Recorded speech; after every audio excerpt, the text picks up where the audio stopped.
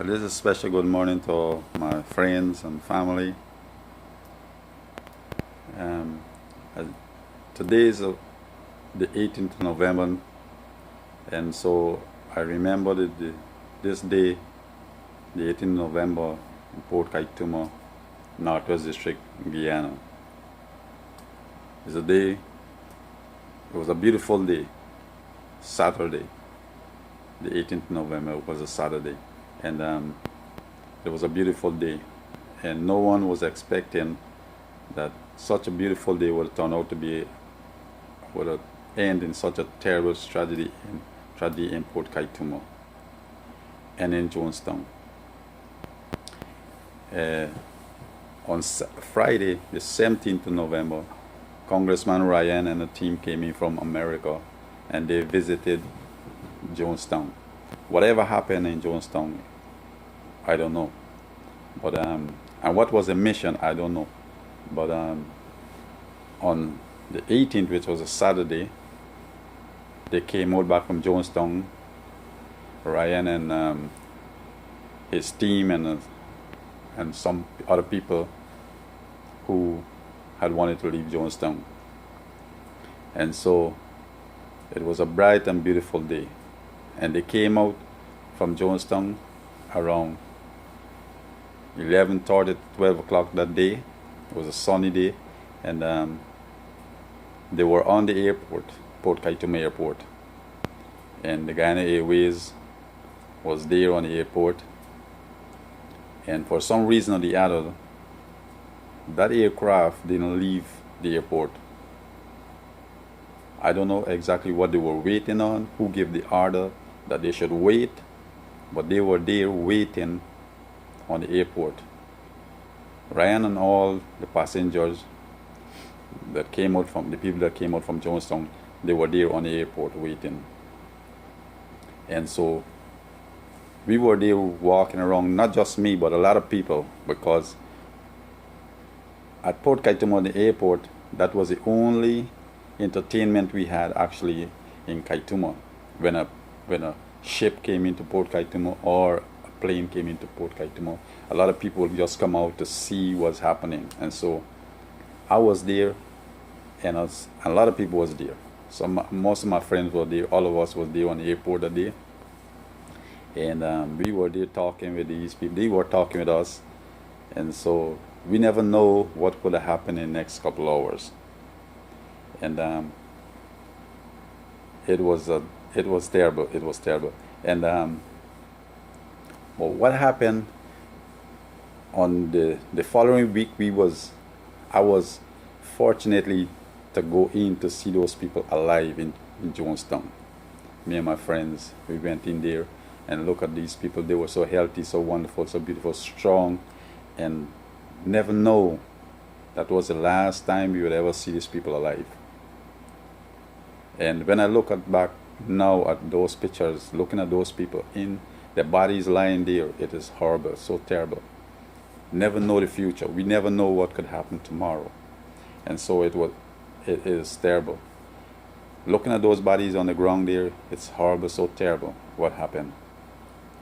And but we never know that could happen. Nobody knows the future, and that one man could actually give an order to kill all. I didn't even know some of the people was there in Jonestown. When we went into Jonestown the Sunday before, we saw a couple of people. They were walking along the road, just not much, but I didn't know there was so much people in Jonestown. Even when we go into Jonestown, we saw people, but not so much of people. There was young people there, a lot of young people, because they had a school right alongside the auditorium where we were sitting there, but we never know there was so much of people in Jonestown.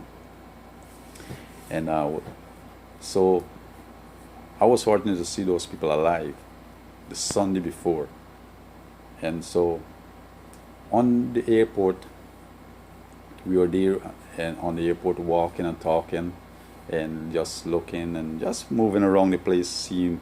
It was just fun for us. And I remember the cameraman, I call him the cameraman, the man, he was a reporter, And he was talking with us, and he was showing us his muscles. He was making joke with us, how he's so strong and his muscle, you know. And you can imagine that in one moment, a man can be just expressing himself, trying to make, maybe I don't know if he had known the danger his life was in, but he was just trying to make himself happy with us. And we were there just talking with them, and we were making jokes and so on. They were making jokes with us. And a couple of hours just after, I saw this man dead. The same man that was showing me all his muscles and how strong he was. Looking at his body after, it was terrible. And we don't know the future. We don't know what 10 minutes ahead, hour, what is before us. But the whole story is that I was there and I witnessed the shooting the first time I ever saw people die right before my eyes. I never see people get killed before, and I never see people get killed again like that.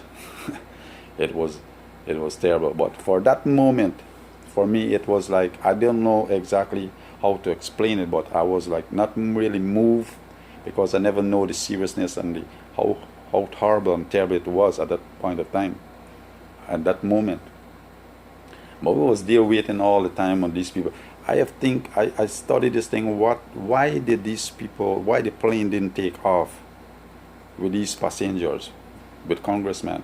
I don't know who gave the order that this plane should wait, because they came out 12 o'clock that day, actually about 12 o'clock. And they waited until about 3:30 to 4 o'clock the afternoon when the shooting started. So I don't know who really gave the orders to the pilots, or who, because the pilot's a Guyanese pilot, Guyana Airways. So whoever gave the order to wait, that plane should wait, for whatever reason, I don't know. Because if they have flown, they have taken off before, maybe they would have been alive. Who knows? There was, the people were talking about, there was a man there who was sent by Jim Jones to actually blow the plane up, or maybe shoot the pilots, and all the people ran, everybody would have died too. So I don't know the truth about that. But they happened to wait until about 4 o'clock that afternoon. And so I was tired and get thirsty, and I went home to drink water. And returning, I saw the tractor trailer was coming down. And so when I saw the tractor trailer, as a custom, when we see the tractor trailer in our community, we would run and go and jump on the trailer and take a little ride in. So I waited for the tractor trailer to pass the junction to go into the airport. So when I decided to run and jump on, I was me alone. For the little kids around the area, it was me alone. And so I was alone.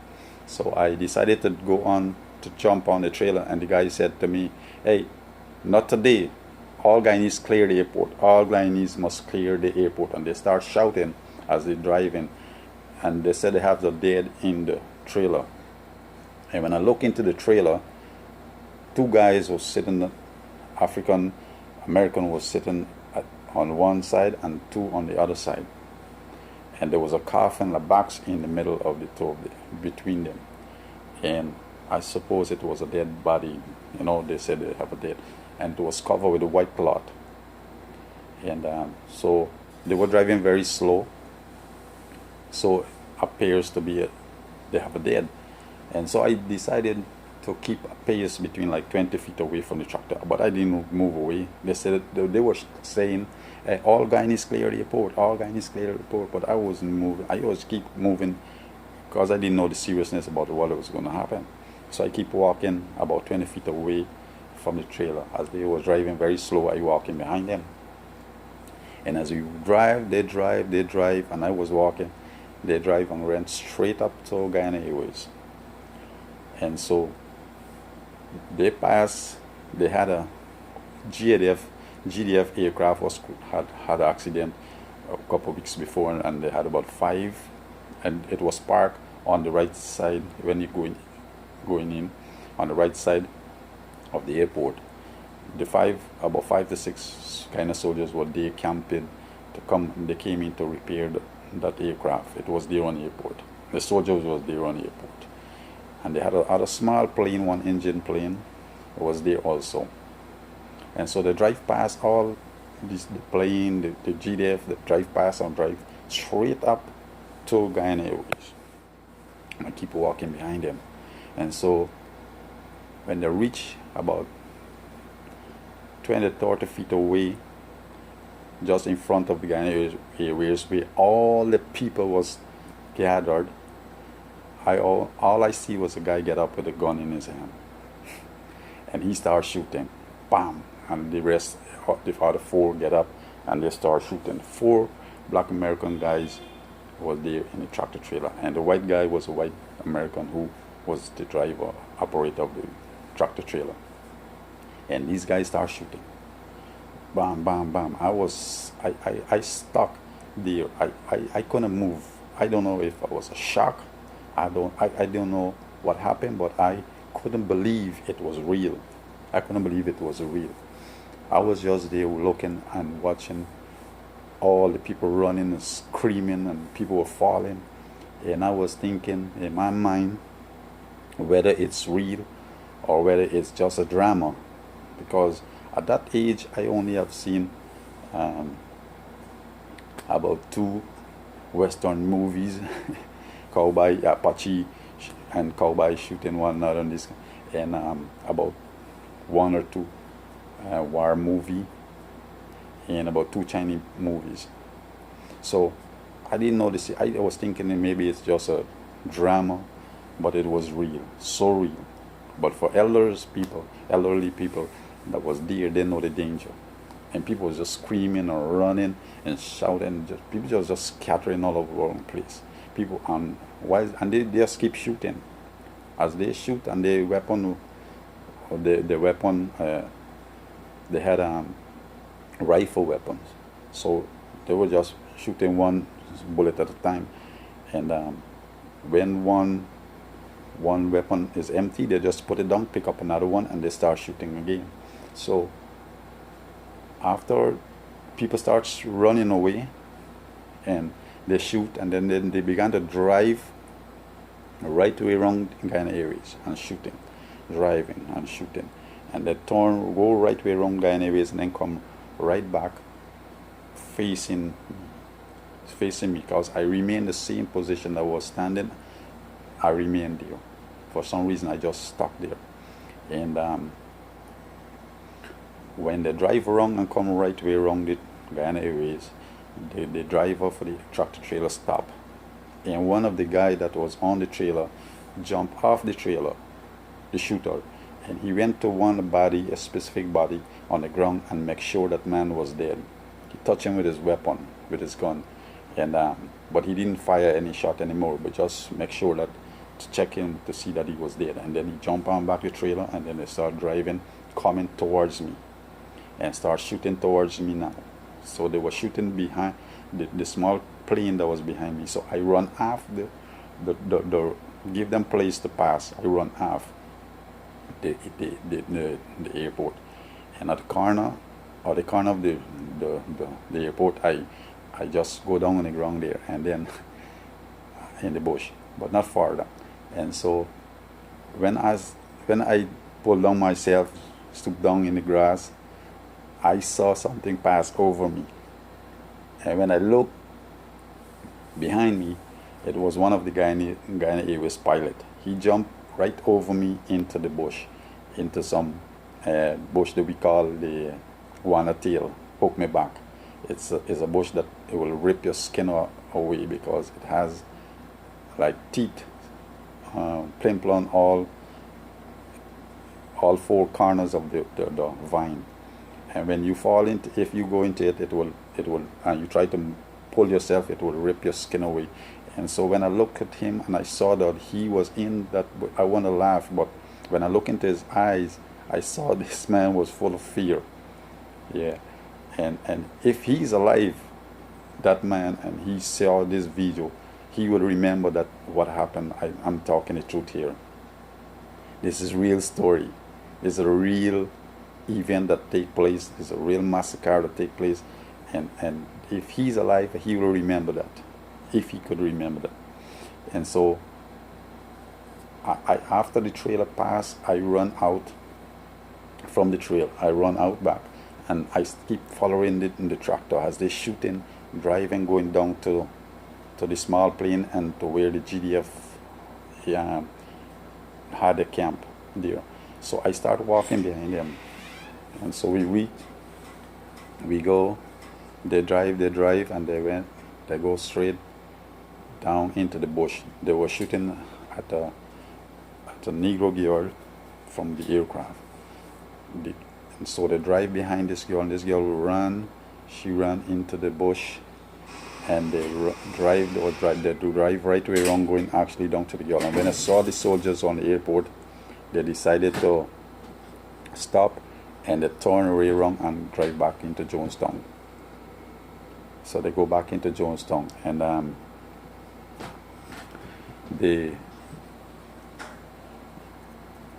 after they leave, then the people start moving around. They start moving around and checking who dead, checking up the people. I start moving around looking at the people then also.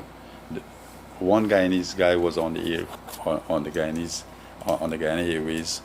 He gets a bullet pass on his foot, and he got a bruise with one of the bullet. But thank God he didn't get shot. Just a bruise. And so we were there looking at all the people. We went back and saw the man, the cameraman, the reporter, the man who had a camera. I never see someone head mashed in like that man head. First I thought it was a bullet that destroyed that man head, but then when I really think about it, it couldn't be the bullet. It had to be the tractor trailer. After the tractor trailer drive around that same point where the man was, his body was, the tractor trailer actually drove over the man's head and smashed his brains out. Because his brains was like 6 feet away from his head, from his body. And so it couldn't be the bullet. It had to be the tractor trailer that ran over the man's head and popped his brains out. So his face was so flat, and it was a horrible scene. But I was there looking at his body and remembering that just an hour ago this man was just making joke with us and showing us his muscle, how strong he was. I didn't even know that he's gonna die in a couple hours, in an hour or two. And they had an Asian man, a Chinese man, whether he's Chinese or Japanese, Korean or whatever. If that man is alive, he would able. If you see this video, he would understand. He would remember. He was screaming and hollering and shouting, "Somebody please help me! Somebody please help me!" He got a shot in his right hand, and all the veins from his hands was pushing out like this.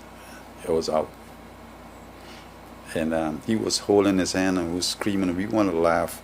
I want to laugh, but because I said, how come this Chinese man just this wound in his hand and he's crying and shouting for help? Because I saw Chinese movies that these Chinese guys so strong, they take so much of blows and they would just keep fighting. So I was small, so in my mind these things were just, but it was a horrible scene. This man was crying for help for real, because the pain, when I think about all these veins, the bullet should get in his hand, just below his wrist, and all the veins was pushed out, and he was just screaming, "Somebody please help me, help me." Other people in the bush were screaming, they need help. People were running all over the place trying to help people who get shot. There was an American man also who got shot in his ass, and he was walking around, "I get shot in my ass, I get shot in my ass." All the time, every time you ask it, "I get shot in my ass." I remember we had a little rum shop that night, and he came there also that night with some of the people from our hometown, and these guys were drinking rum, and they came to buy rum, and so he was there also in our shop saying, I got shot in my ass.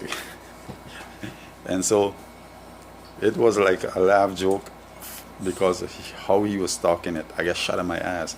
But then it was so real. It was so real. And so we walk all around the airport looking on the bodies of people. There was a woman get shot right at the, she actually was walking up the stairs or somewhere. She got shot. Her body was lying right there. Her body was lying there with a big hole in her head. She got shot in her head. And after walking around and looking at these people, we went back to the girl that got shot in the African girl that got shot twice in her back. That these guys drive down behind her in the bush, and then they decide to go away. They went and pick her up, and she was lying there, and she was screaming for help also. But she's alive because she was one of the force that they put on a small plane, and they fly out to Georgetown. And the report the next day said the girl is alive. So she's alive. She's able to say a lot of things what happened there. And but I remember these guys. One of the shooter on the trailer, I recognize him because he was one of the students that used one of the person that attend Port Kaituma Primary School. He used to go to school there. He was tall, a Negro guy, tall, and he was on the tractor trailer. I remember him. Yeah, and this girl, I don't know the reason why they would want to kill her, but they had really want to kill her because they drive the trailer going down actually into the bush, and the only thing that stopped them was because the police, the Guyana soldiers, was right there in the corner. And so when they saw the Guyana soldiers, they turn away, run back, and drive back into Jonestown. But I wonder why the Guyana soldiers didn't do anything about. But if they had do anything, try to kill these guys also, it would have maybe caused a big problem between Guyana and America. Who knows why they didn't do anything? But that's the story. That is my part of my story, because what I've seen is real, and it is there in my brain. I keep seeing it. It's not like it tormented me, but it's something that I will always remember, because it's the first time I saw people being killed in that way. Shoot, so many people get killed there on the airport. And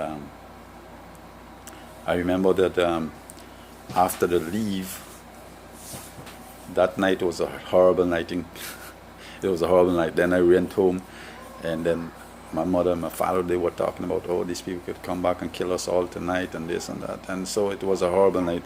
I didn't sleep on my bed that night. I slept under the bed that night. And the whole night it was like the airplanes were singing, coming into the Guyana airport.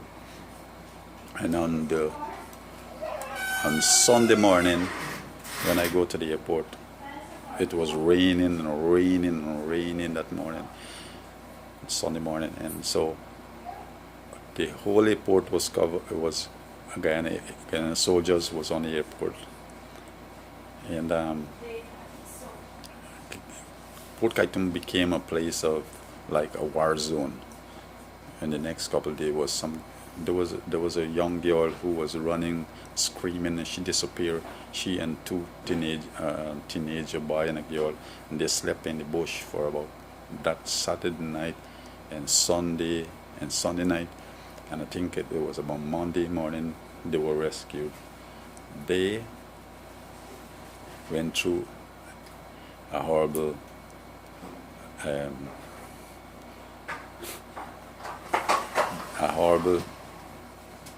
horrible night and day in the jungle, because the way they were run into the bush, it's not dry ground. It was a swamp, and they slept in that swamp, and mosquito and this kind of thing. It was so dangerous, but thank God they survived, and no snake didn't bite them, because in Guyana we have some serious snake. They could have died. and poisonous snake, and they could have died, but no snake had bitten them, so they were wounded. The boy and the girl were wounded, but they survived, and they was rescued on, I think it was Monday. Monday they were rescued, and they fly out to Georgetown. They now all these things was just, I was so occupied in running and looking all over, searching everything I want to be in. The only thing I want to know what was happening, and they said so many people had there was a lot of people that escaped from Jonestown, and sometimes I wonder why, who were these people that escaped from Jonestown? Now, when I think about, I believe there's a lot of secret about Jonestown yet to be discovered, yet to be unfolded. A lot of secret about Jonestown, and yet is not disclosing. It's still there to be to expose about Jonestown.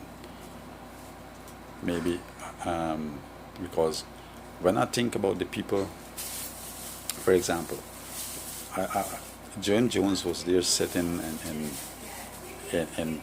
commanding that these people should drink, and all these people had his people with weapon to make sure that they drink, his bodyguards or whoever there's these. So when all these people drink this poison, they die. What happened to those who were there with weapons, with a gun, to make sure that these people die? Who killed Jim Jones? So there's a lot of secret about yet to be about Jonestown. Who killed Jim Jones? Who were the people that escaped from Jonestown? If they were the ones who actually leave at last, who was given the order, who was protecting Jim Jones, who really escaped from Jonestown? Who are these people? Because if I think about myself, let's say for example, if they were Jim Jones, and everybody died, what am I gonna do? I'm gonna kill myself too? I have weapon. There's so much of gold and money. What am I gonna do?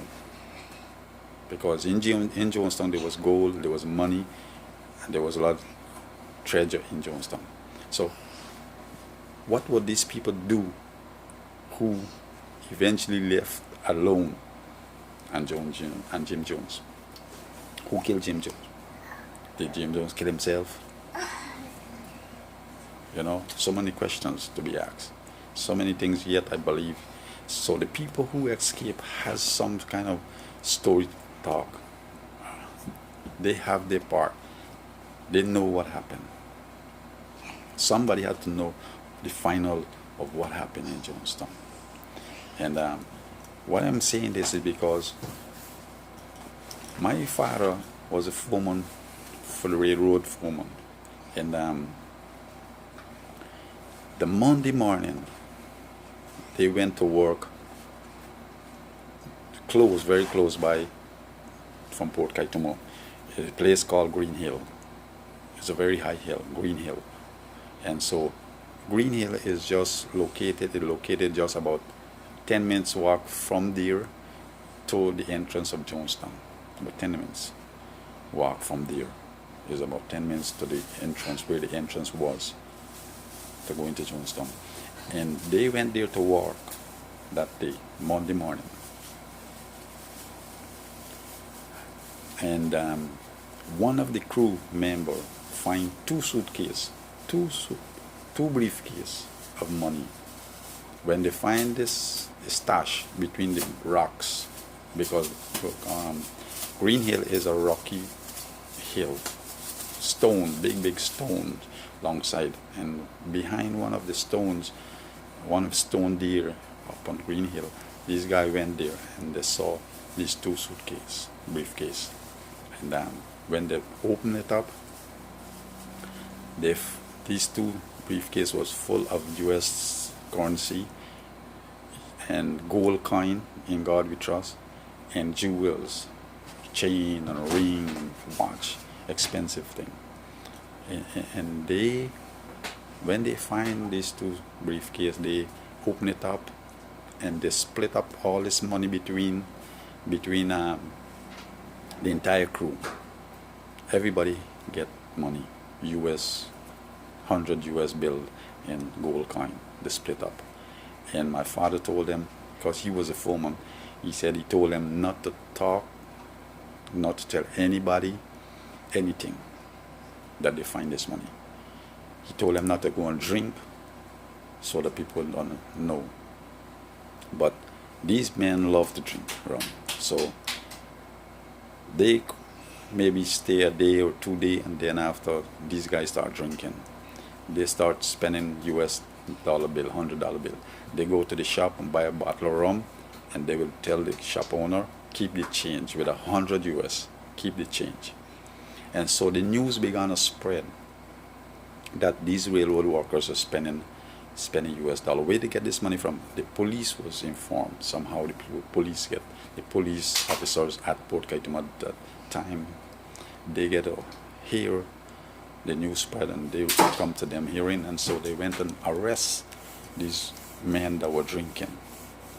They arrest them and start questioning them, and these guys don't want to talk, and they start torturing them, start beating them until they talk. And they take most of the railroad workers went and buried all the money in one spot. They buried the money in one location.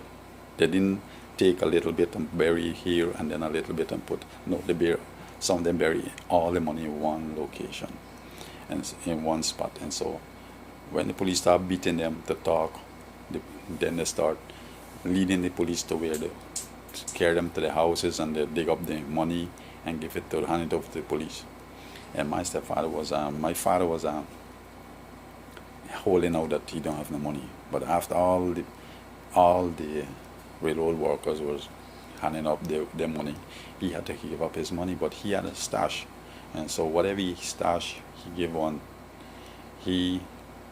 a part of it and had another stash. So he gets some money, but most of I don't know how much money he get, but because the only money I saw was the gold coin, and about 2 gold ring with diamond that he had.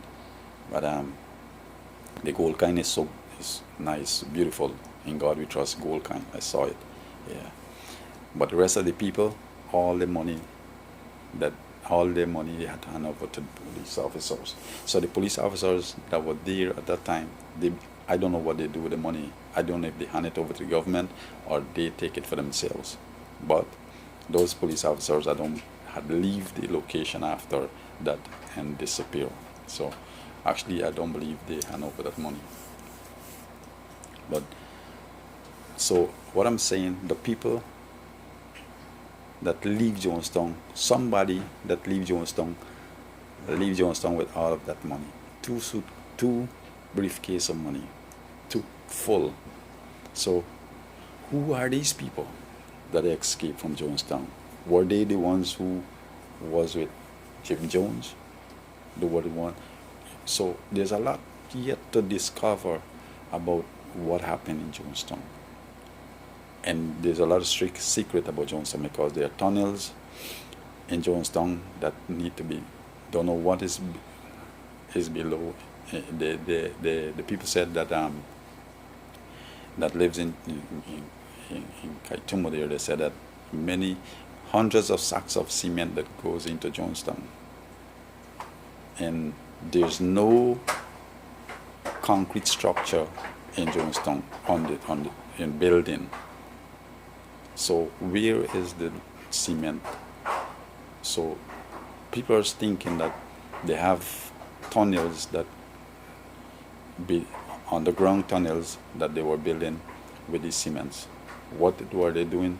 Looking for gold, whatever, I don't know. But these things yet to be discovered. There's a lot of truth yet to be discovered about Jonestown. So this video is about what I saw on Port Kaituma Airport And I was fortunate to see these people alive in Jonestown the Sunday before. And it's it's a terrible story. What happened in Port Kaituma is a sad day. It was a sad day in Port Kaituma. It was a terrible day for the people in Port Kaituma, because my sister and some other people who lives there in at the floor in Citrus Grove packed up and leave because they was afraid that these people would come back and kill us all out. So she take all our children and she went to spend about 3-4 days down in the river area, stash. So people were, not she alone, but other people were very, very scared, and so they leave because they don't know if these people would come back.